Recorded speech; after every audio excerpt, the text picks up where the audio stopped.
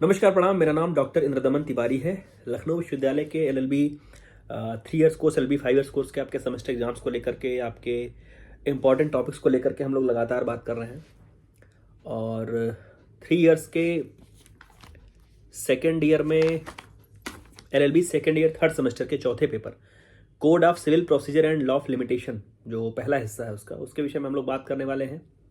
तो सबसे पहले एक बार हम सिलेबस देख लेते हैं। सिलेबस के बाद जो आपके लिए जरूरी टॉपिक है, प्रीवियस ईयर क्वेश्चन और जो आपके लिए इस वर्ष के संभावित पेपर क्वेश्चन है, उनको लेकर के बात करते हैं। पहली यूनिट जो है आपकी इंट्रोडक्शन डेफिनेशन की है, जिसमें आपको डिक्री के विषय में पढ़ना होता है। डिक्री के एसेंशियल एलिमेंट क्या है, डिक्री के प्रकार, जजमेंट का मतलब क्या होता है, जजमेंट की कंटेंट क्या है, ऑर्डर का मतलब क्या होता है, डिक्री जजमेंट ऑर्डर में अंतर भी पूछा जाता है। Foreign court, foreign judgement mesne profit, affidavit, suit civil nature का, सूट ऑफ सिविल नेचर का मतलब क्या होता है, कौन दीवानी प्रकृति की बात किसको बोलते हैं। प्लेंट का मतलब क्या होता है, प्लेंट की कंटेंट क्या है, रिटन स्टेटमेंट या जवाब दावा का लिखित कथन का क्या मतलब होता है। लीगल रिप्रेजेंटेटिव छोटा कंसेप्ट है। उसके बाद बड़े टॉपिक की अगर बात करें तो रेस सब जुडाइस है और रेस सब जुडिकेटा है। Caveat, inherent power, courts, inherent power और कोर्ट्स। रेस सब जुडाइस, सब जुडिकेटा मीन्स प्रांग न्याय और पूर्व निर्णय का सिद्धांत। तो आपके लिए दोनों जरूरी हैं बड़े क्वेश्चन के लिहाज से। दूसरी यूनिट में initial steps to a suit है, जिसमें आप जुरिस्डिक्शन पढ़ते हैं, प्लेस ऑफ सुइंग पढ़ते हैं। सिविल मामलों में प्लेस ऑफ सुइंग क्या होता है। जब आप सीआरपीसी या बीएनएसएस पढ़ रहे होते हैं तो वहाँ पर आप जुरिस्डिक्शन को लेकर के देखते हैं कि जुरिस्डिक्शन को लेकर के एक लंबा चौड़ा चैप्टर है। आगे बढ़े तो प्लीडिंग की मीनिंग, प्लीडिंग का ऑब्जेक्ट, प्लीडिंग के जनरल रूल्स क्या है प्लीडिंग के। Facts must be stated not the law, facts must be stated not the evidence, precise होना चाहिए, ऐसे करके प्लीडिंग के रूल हैं। प्लीडिंग में अमेंडमेंट को लेकर के है कि प्लीडिंग में क्या संशोधन हो सकता है, विवेचन में संशोधन हो सकता है क्या। प्लेन टेंडर स्टेटमेंट दोबारा है, पहली यूनिट के को थोड़ा सा यहाँ आगे बढ़ाया गया है।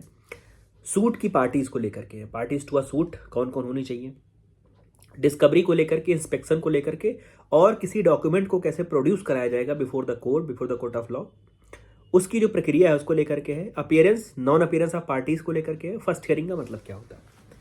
तीसरी यूनिट इंटरिम ऑर्डर्स की है, जिसमें आप कमीशन पढ़ते हैं। कमीशन का मतलब क्या होता है, कमीशन कब बनाया जाता है, उसका गठन क्यों होता है, उसके उद्देश्य क्या है, लाभ क्या है उसका कमीशन का।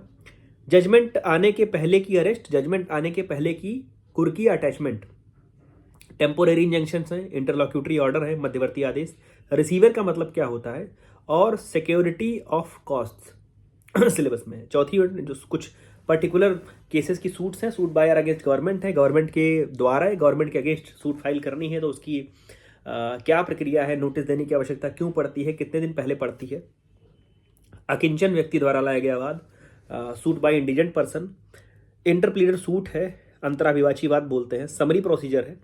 और पब्लिक न्यूसेंस से रिलेटेड जो सूट्स हैं, जो लोक उपताप से रिलेटेड सूट्स हैं, उनको लेकर के आपसे चीज़ें पूछी जाती है। 2 एक्ट है, सिविल प्रोसीजर कोड 1908, थोड़ा बहुत लिमिटेशन एक्ट 1963 का हिस्सा भी पढ़ना होता है।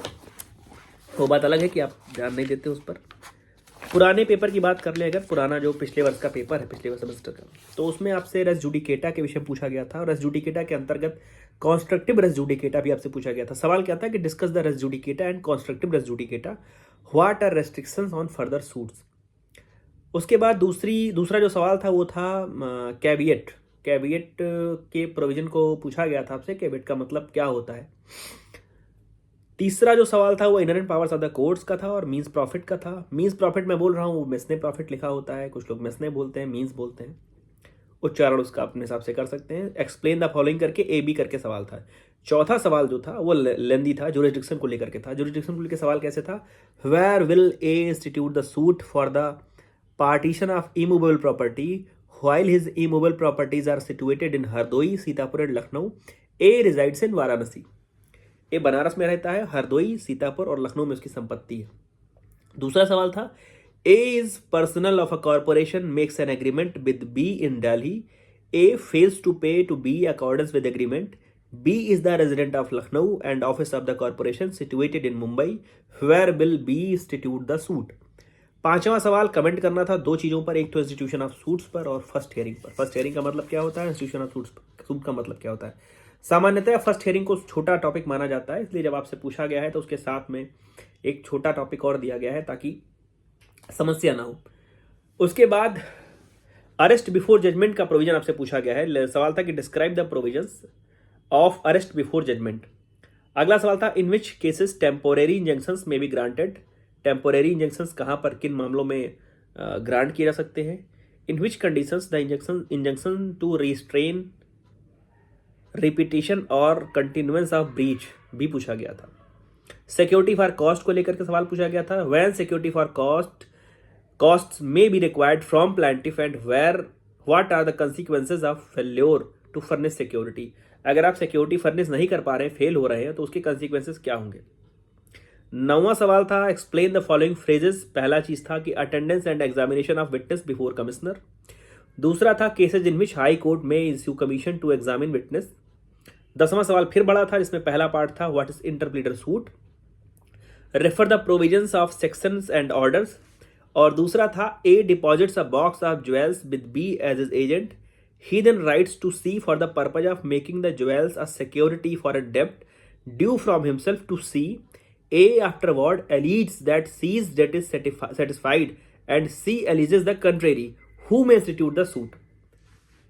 इंटरप्रीटर सूट आपने ऊपर पढ़ी हुई है और ये भी नीचे आपसे एक इलस्ट्रेशन बेस्ड सवाल इसमें देखिए आपके पेपर में, तो 1 और 2 3 सवाल आपके पास थे, वो जो थे वो आपको प्रॉब्लम बेस्ड थे, इलस्ट्रेशन बेस्ड थे। इसीलिए मैं बार बार कहता हूं कि जो भी कोडिफाइड लॉज हैं, जो भी कोड हैं, उसमें आपको इलस्ट्रेशन से बड़ा लाभ मिलता है, इलस्ट्रेशन का बड़ा महत्व है, तो आप इलस्ट्रेशन जरूर पढ़ा करिए। अब हम लोग बढ़े आगे, तो अगर हम सवालों की बात करें, इस बार के सवालों की बात करें, तो सबसे पहली चीज़ तो आपके लिए जो है वो जो वहाँ एक बड़ा हिस्सा बनता है रेस सब्जुडाइस, रेस सब्जुडिकेटा, दोनों को कायदे से पढ़ करके जाइए। रेस सब्जुडाइस, रेस सब्जुडिकेटा, धारा 10, धारा 11 सुनने में कहने में एक जैसी लगती है कि मल्टीप्लिसिटी ऑफ केसेज को रोकने के लिए, वादों की बहुलता से बचने के लिए रेस सब्जुडाइस का सिद्धांत, रेस सब्जुडिकेटा का जो सिद्धांत है ये लाया गया है। अब इस सब्जुडाइस सब्जुडिकेटा के अंतर्गत कभी कॉन्स्ट्रक्टिव रेस जुडिकेटा पूछा जाता है, कभी सीधा पूछा जाता है। जैसे सवाल एक बार आया हुआ है कि for the application of the doctrine of res judicata the matter directly and substantially in issue in the subsequent suit must have been heard and decided by the court in the former suit। तो farmer suit subsequent suit का पहले तो मतलब समझना है, दूसरा ये समझना है कि directly and substantially in issue का मतलब क्या होता है। Analyse the above statement with the help of any 3 decided leading cases. अब देखिए सवाल को बड़ा कैसे किया गया कि आपसे 3 केस लॉज भी पूछ लिए गए और साथ में आपको रेस जुडिकेटा के एसेंशियल्स में अंदर जाना पड़ेगा इसका जवाब देने के लिए। दूसरा सवाल अगर हम कहें तो डिक्री ऑर्डर जजमेंट से बनता ही रहा है। डिक्री ऑर्डर में कभी अंतर पूछा गया, कभी डिक्री जजमेंट में अंतर पूछा गया, कभी डिक्री के प्रकार पूछे गए, कभी पूछा गया कि मतलब डिक्री के प्रकार के अंतर्गत ही, और डिक्री से ऑर्डर का और डिक्री से जजमेंट का, ऑर्डर से जजमेंट का मीन्स आप जब लाइन खींच करके डिक्री ऑर्डर जजमेंट उसमें उसके ऑर्डर रूल्स, उसके सेक्शंस जहां पर भी कर दिया हो पूरा उसको स्पष्ट पढ़ करके आइए ताकि समस्या ना हो। जैसे सवाल आया हुआ है कि define order and decree, write down any 6 major differences between decree and order. इस प्रकार से आपसे सवाल पूछा जा सकता है। आगे बढ़े हम तो अच्छा, रेस जुडिकेटा को लेकर के ही सवाल देखिए। What do you understand by doctrine of res judicata, discuss the essential conditions for the application of this doctrine. यह डिक्री पर सवाल है कि define decree, what are its essentials, explain the differences between preliminary decree and final decree. आगे बढ़े तो जो civil nature की सूट्स ऑफ सिविल नेचर है, प्लेस ऑफ सुइंग है, उसको लेकर के भी सवाल बनता है, वो आपके लिए जरूरी है, उसको समझिएगा। डिक्री में ही एक चीज है कि एक्सपार्टे डिक्री को लेकर के सवाल पूछा गया है कि discuss the remedies against ex parte decree. Jurisdiction को लेकर के जैसा पिछली बार AB करके सवाल पूछा गया और प्रॉब्लम बेस्ड सवाल पूछा गया, तो जुरिस्डिक्शन को लेकर के भी सवाल पूछा जाता रहा है। सूट ऑफ सिविल नेचर जब आप पढ़ते हैं, सूट इंस्टीट्यूशन ऑफ सूट जब पढ़ते हैं, तो इंस्टीट्यूशन ऑफ सूट के अंतर्गत jurisdiction of a civil court, discuss the basis on which it is decided. कई बार आप जब कोई रसीद आप पाते हैं, कोई सामान खरीदते हैं, तो उसकी जो इनवॉइस होती है, जो उसका पर्चा जो होता है, उस पर नीचे लिखा होता है कि समस्त वाद विवाद फला जनपद न्यायालय के अंतर्गत होंगे, क्षेत्राधिकार के अंतर्गत होंगे। तो हम लोगों के लिए बड़ी वो सामान्य सी चीज है कि लिखा है, हाँ ठीक है, पढ़ लिए, चले गए हम दूसरे शहर या दूसरे जनपद। अब जो बात एक लिखी हुई है, उस बात का क्या प्रभाव होता है, क्या असर होता है, उस बात को समझने की आवश्यकता है। तो जुरिस्डिक्शन को भी देख लीजिएगा कि जो सिविल कोर्ट का जुरिस्डिक्शन है वो कैसे तय होता है और मतलब क्या है उसकी आवश्यकता क्या है। प्लीडिंग से आपको प्लीडिंग में जो रूल्स हैं प्लीडिंग के वो पढ़ने हैं। प्लीडिंग में क्या आवश्यकता होती है, प्लीडिंग को क्या कहते हैं, समराइज लिखने की, प्रिसाइज लिखने की, जो कहते हैं कि state the fact not the law, state the fact not the evidence, इस प्रकार से उसका महत्व क्या है, तो वो क्यों ऐसा कहा गया है, क्यों नहीं प्लीडिंग 2-4 हजार पन्नों की होनी चाहिए, क्यों प्लीडिंग संक्षिप्त होनी चाहिए, क्यों प्लीडिंग टू द पॉइंट होनी चाहिए, इसको आप देख लीजिएगा। उसके बाद हम आगे बढ़ते हैं, तो थोड़ा सा ज्वाइंडर में ज्वाइंडर नॉन ज्वाइंडर को लेकर के आप समझ लीजिएगा कि ज्वाइंडर का मतलब, मिस ज्वाइंडर का मतलब, नॉन ज्वाइंडर का मतलब क्या होता है, और इसके इफेक्ट क्या है, इसका असर क्या पड़ेगा, इसका प्रभाव क्या पड़ेगा। छोटे छोटे टॉपिक के तौर पर आपसे receiver, security of cost, arrest before judgement पहले भी पूछा गया है, अटैचमेंट बिफोर जजमेंट है, और इंटरप्रेटर सूट किस्म की चीज़ें हैं, जो छोटी छोटी चीज़ें कभी कभी पूछी जाती हैं। आगे हम लोग बढ़ें तो प्लीडिंग हम लोगों ने बात कर ली, रूल्स की बात कर ली।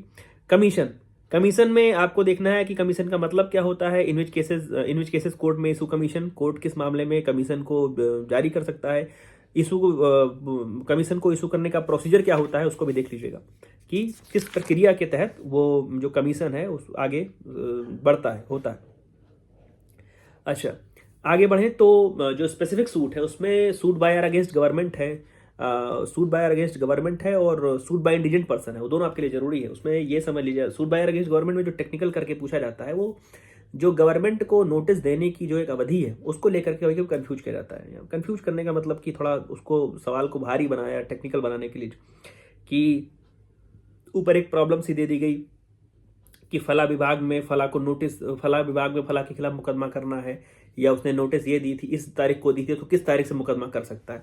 तो जब आप सूट बाय और अगेंस्ट गवर्नमेंट पढ़ रहे हैं तो वहाँ पर नोटिस और नोटिस का सेक्शन और यहाँ पे ऑर्डर रूल वो भी देख लीजिएगा। और जहाँ पर आप हम लोग जहाँ पर टेम्पोररी इंजंक्शन की जहाँ पर अगर बात करें तो इंजंक्शन में एक सवाल पूछा गया था कि discuss the triple test principles for granting the injunction order under the code of civil procedure. तो अगर आप इंजंक्शन पढ़ करके आ रहे हैं, टेम्पोररी इंजंक्शन पढ़ करके आ रहे हैं, इंटरलॉक्यूटरी ऑर्डर पढ़ करके आ रहे हैं, तो वहाँ पर एक चीज़ ये देख लीजिएगा कि डिस्कस वो ट्रिपल टेस्ट प्रिंसिपल क्या है, कौन सा वो सिद्धांत है जिस पर ये इंजंक्शन वाली जो बात है अंडर से सिविल प्रोसीजर कोड, वो देख लीजिएगा। फिर हम अगर आगे बढ़ें तो सूट्स के हम लोगों ने सिविल लेजर की सूट बात कर ली, कुछ स्पेसिफिक सूट्स के हम लोगों ने बात करी है, और कमीशन की बात हम लोगों ने की, इंजंक्शन की बात कर ली, सूट्स की बात की। एक चीज वहां पर है इनहेरेंट पावर, कैबिनेट को लेकर के कभी कभी पूछा गया है, तो जब पूछा गया है तो ए बी करके पूछा गया है। पिछली बार तो कैबिनेट बड़े में आ चुका है, तो कैबिनेट के आने की संभावना बहुत कम है, लेकिन थोड़ा सा आप इनहेरेंट पावर देख लीजिएगा, समरी प्रोसीजर देख लीजिएगा। समरी प्रोसीजर में जो समरी प्रोसीजर का और एक जो ऑर्डिनरी सिविल सूट का जो ट्रायल का प्रोसीजर है, जो प्रक्रिया में अंतर है, प्रक्रियात्मक अंतर, जो प्रोसीजरल डिफरेंस है, उसको समझ लीजिएगा।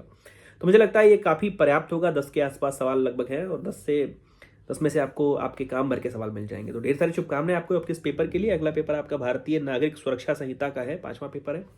उसकी वीडियो को लेकर के, उसके आवश्यक सवालों को लेकर के मैं जल्दी आपके समक्ष उपस्थित हो जाऊंगा। तक मेरे साथ धन्यवाद, प्रणाम।